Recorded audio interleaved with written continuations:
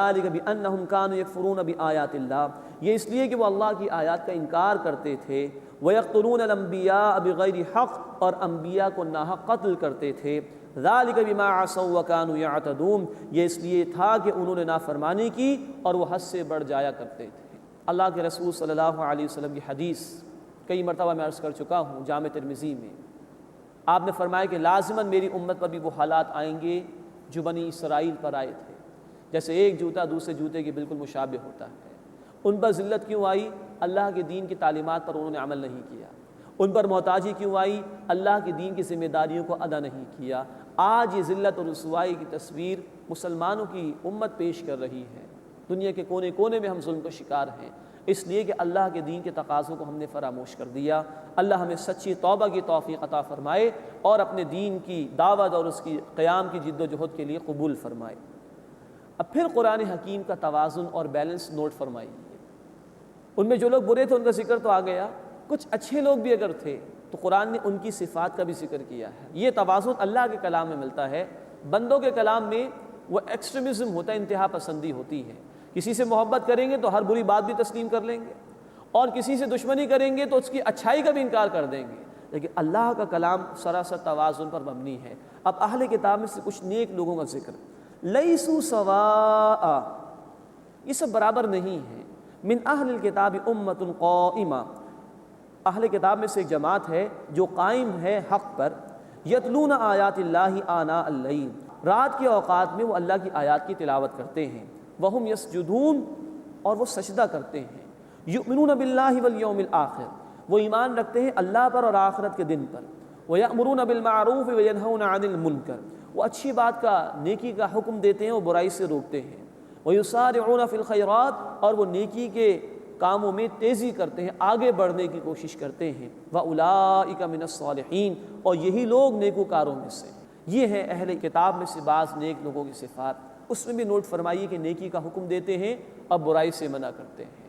یہ ہے امت کی اصل ذمہ داری کرنے کی۔ اور اللہ کے رسول صلی اللہ علیہ وسلم کی حدیث ہے جامع ترمذی میں، تم لازماً نیکی کا حکم دو گے، تم لازماً برائی سے روکو گے، اور اگر تم نے یہ کام نہیں کیا تو اللہ تم پر عذاب مسلط فرما دے گا۔ وقت آئے گا تم دعائیں مانگو گے اور اللہ تمہاری دعائیں قبول نہیں فرمائے گا۔ تو اگر اللہ کی رحمت کا مستحق بننا ہے تو یہ فریضہ امت کو ادا کرنا ہوگا۔ اللہ ہمیں اس کی توفیق عطا فرمائے۔ وما يفعلوا من خیر، اور وہ جو کچھ بھی نیکی میں سے کریں گے، فلن یکفروا، تو اس کی ناقدری نہیں کی جائے گی، واللہ علیم بالمتقین، اور اللہ تقوی اختیار کرنے والوں کو خوب جانتا ہے۔ ان الذین کفروا، بے شک وہ لوگ جنہوں نے کفر کیا، لن تغنی عنہم اموالہم ولا اولادہم من اللہ شیئا، اللہ کے مقابلے میں نہ ان کے مال انہیں کچھ کام آئیں گے نہ ان کی اولاد کچھ کام آئے گی۔ وَأُولَٰئِکَ أَصْحَابُ النَّارِ، اور یہی لوگ آگ والے ہیں، ہم فیہا خالدون، وہ اس میں ہمیشہ ہمیشہ رہیں گے۔ اب اس کے بعد ایک تمثیل بیان کی جا رہی ہے ان لوگوں کے انفاق کی کہ جن میں ایمان نہیں ہوتا۔ ایمان کے بغیر کوئی عمل اللہ کے ہاں قابل قبول نہیں ہو سکتا۔ تو اب ایسے لوگ کہ جن کے پاس ایمان نہیں ہے اور کچھ نیکیاں کر بھی رہے ہیں تو فرمایا کہ وہ قابل قبول نہیں ہوں گی۔ ایک تمثیل بیان کی جا رہی ہے، مثل ما ينفقون فی هذه الحیات الدنیا، مثال ان لوگوں کی جو خرچ کرتے ہیں اس دنیا کی زندگی میں، کمثل ریح فیہا سر، ایسی ہے کہ جیسے ہوا اس میں سخت ٹھنڈ ہو، اصابت حرث قوم ظلموا انفسهم فاہلکت، وہ جا لگے اس قوم کی کھیتی کو جنہوں نے اپنے اوپر ظلم کیا پھر اس کو تباہ کر دے۔ وما ظلمهم اللہ، اور اللہ نے ان پر ظلم نہیں کیا، ولکن انفسهم یظلمون، بلکہ وہ خود اپنے آپ پر ظلم کرتے رہے۔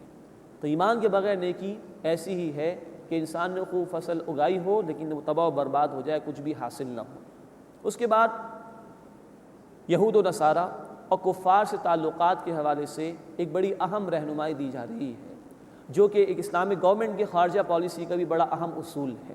فرمایا یا ایھا الذین آمنوا، اے وہ لوگو جو ایمان لائے ہو، لا تتخذوا بطانۃ من دونکم، اپنوں کے سوا کسی کو رازدار نہ بناؤ، لا یألونکم خبالا، وہ تمہاری خرابی میں کمی نہیں کرتے، ودوا ما عنتم، وہ چاہتے ہیں کہ تمہیں تکلیف پہنچے، قد بدت البغضاء من افواہہم، ان کی دشمنی ظاہر ہو چکی ہے ان کے منہ سے، وما تخفی صدورہم اکبر، اور جو کچھ ان کے سینوں میں چھپا ہوا ہے وہ اس سے بھی بڑا ہے۔ قد بینا لکم الآیات ان کنتم تعقلون، ہم نے تمہارے لیے آیات واضح طور پر بیان کر دی ہیں اگر تم عقل رکھتے ہو۔ اب یہ دراصل پس منظر میں بات تو یہ ہے کہ اوس و خزرج کے جو قبائل عرب کے مدینے میں آباد تھے، ایمان لے آئے تھے، ان کے کچھ پرانے تعلقات تھے یہودیوں کے ساتھ، تو ان سے کچھ مراسم ان کے رہ گئے تھے، باقی تھے، تعلقات جاری تھے۔ اس حوالے سے مسلمانوں کو احتیاط کرنے کی تلقین کی جا رہی ہے کہ کسی کے ساتھ حسن سلوک کرنے ایک الگ بات ہے، غیر مسلموں کے ساتھ تجارتی لین دین کرنا، حسن سلوک کرنا، اس کی اجازت ہے، لیکن جو رازداری والی دوستی ہے اور انٹیلیجنس انفارمیشن کو شیئر کرنے والی بات ہے آج کی جدید اصطلاح میں، وہ مسلمان کے ساتھ کر سکتا ہے۔ کفار کے ساتھ رازداری، کفار کے ساتھ اپنے رازوں کو شیئر کرنا، اس کی قطعاً اجازت نہیں ہے، اور یہی اصول ہے ایک اسلامک گورنمنٹ کی خارجہ پالیسی کے لیے۔ اللہ تعالی ہمیں ان آیات کا فہم عطا فرمائے اور ان کے تقاضوں پر عمل کرنے کی توفیق عطا فرمائے۔ ہاں انتم اولائی تحبونہم، مسلمانوں یہ تم ہی تو ہو جو ان کو دوست رکھتے ہو، ولا یحبونکم، اور وہ تمہیں دوست نہیں رکھتے۔ تم چاہتے ہو کہ کچھ تعلقات ان سے رہیں، کچھ نبھانا چاہتے ہو، اور یہ ایسا نہیں چاہتے۔ وَتُؤْمِنُونَ بِالْكِتَابِ كُلِّ، اور تم تمام کتابوں پر ایمان رکھتے ہو جبکہ وہ تمہارے قرآن کا انکار کرتے ہیں۔ مزید ان کی روش کا بیان آ رہا ہے، ان کی دشمنی کا بیان آ رہا ہے۔ وَإِذَا لَقُوكُمْ قَالُوا آمَنَّا، اور جب تم سے ملتے ہیں تو کہتے ہیں ہم ایمان لے آئے۔ وَإِذَا خَلَوْا عَضُّوا عَلَيْكُمُ الْأَنَامِلَ مِنَ الْغَيْظِ، اور جب اکیلے میں ہوتے ہیں ایک دوسرے کے ساتھ تو غصے سے تمہارے خلاف اپنی انگلیاں کاٹتے ہیں۔ قل، اے نبی صلی اللہ علیہ وسلم فرما دیجئے، موتوا بغیظکم، اپنے غصے میں خود ہی مر جاؤ۔ ان اللہ علیم بذات الصدور، بے شک اللہ تعالیٰ سینوں کے رازوں تک سے واقف ہے۔ ان تمسسکم حسنۃ تسؤہم، اگر مسلمانوں تمہیں کوئی بھلائی پہنچے تو انہیں بری لگتی ہے۔ وَإِن تُصِبْكُمْ سَیِّئَةٌ یفرحوا بِہَا، اور اگر تمہیں کوئی برائی پہنچے تو وہ اس سے خوش ہو جاتے ہیں۔ ان کا معاملہ تو یہ ہے، تو کیسے ان سے کوئی تم توقع کر سکتے ہو کہ تعلقات استوار رہیں گے؟ وَإِن تَصْبِرُوا، اور اگر تم صبر کیے رکھو، وَتَتَّقُوا، اور تقوی یعنی اللہ کی نافرمانی سے بچنے کی روش اختیار کیے رکھو، لَا يَضُرُّكُمْ كَيْدُهُمْ شَيْئًا، تو ان کا فریب تمہارا کچھ بھی بگاڑ نہیں سکے گا۔ بہت خوبصورت ہدایت یہ ہے۔ یہ غیر مسلم، یہ یہود و نصارہ، یہ اللہ کے دین کے باغی کتنی سازشیں تمہارے خلاف کر لیں، کتنی تیاری کر کے تمہارے خلاف صف آرا ہو جائیں، لیکن اگر تم صبر کا دامن تھامے رہو اور برداشت کرو آنے والی مشکلات اور اللہ کی نافرمانی سے بچتے رہو، تو ان کا یہ فریب تمہارا کچھ بھی بگاڑ نہیں سکے گا۔ یہ ہے اصل میں ایمان کا مسئلہ۔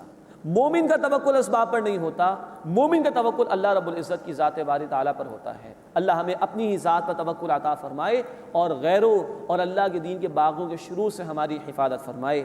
ان اللہ بما یعملون محیط، بے شک جو کچھ وہ کرتے ہیں اللہ اس کا احاطہ کیے ہوئے ہے۔ یہ 2 رکوع مزید مکمل ہوئے، رکوع نمبر 11 اور 12 سورہ آل عمران میں۔ اب 6 رکوع آ رہے ہیں جس میں تفصیل سے غزوہ احد کے حالات پر تبصرہ آئے گا۔ مناسب ہے کہ اس کی کچھ تمہیدی گفتگو پیش کر دی جائے۔ سن 2 ہجری میں غزوہ بدر پیش آیا تھا، اور یہ پہلا معرکہ تھا باقاعدہ طور پر مسلمانوں اور مشرکین کے درمیان۔ 1000 کا لشکر مشرکین کا اور 313 صحابہ کرام تھے رضی اللہ تعالی عنہم اجمعین۔ اللہ نے اہل ایمان کو فتح عطا فرمائی۔ مشرکین انتقام کے جذبے کے اندر مبتلا تھے اور کسی نہ کسی طرح چاہ رہے تھے کہ مسلمانوں سے بدلہ لیا جائے۔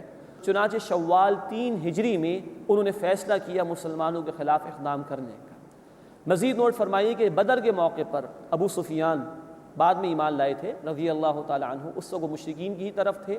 ان کا ایک تجارتی قافلہ بچ کر آ گیا تھا، تو ان مشرکین نے غزوہ بدر کے بعد طے کیا کہ اس تجارتی قافلے سے جتنی بھی آمدنی ہوگی سب مسلمانوں کے خلاف انتقامی کارروائی کے لیے استعمال کی جائے۔ 3000 کا انہوں نے لشکر تیار کیا اور مسلمانوں کے خلاف اقدام کے لیے روانہ ہوئے۔ اللہ کے رسول صلی اللہ علیہ وسلم کو تفصیل معلوم ہوئی۔ آپ صلی اللہ علیہ وسلم نے صحابہ کرام سے پہلے مشورہ کیا کہ کیا کیا جائے، کیا اسٹریٹجی اختیار کی جائے۔ صحابہ میں سے جو نوجوان تھے، جو شیلے تھے، اور پھر وہ کہ جن کو غزوہ بدر میں جام شہادت نوش کرنے کا موقع نہیں مل سکا تھا، انہوں نے کہا کہ اللہ کے رسول کھلے میدان میں مقابلہ کرنا چاہیے۔ جب آپ صلی اللہ علیہ وسلم نے یہ رائے دیکھی صحابہ کی، تو آپ نے بھی فیصلہ فرما لیا کہ کھلے میدان میں چل کر ان کا مقابلہ ہوگا۔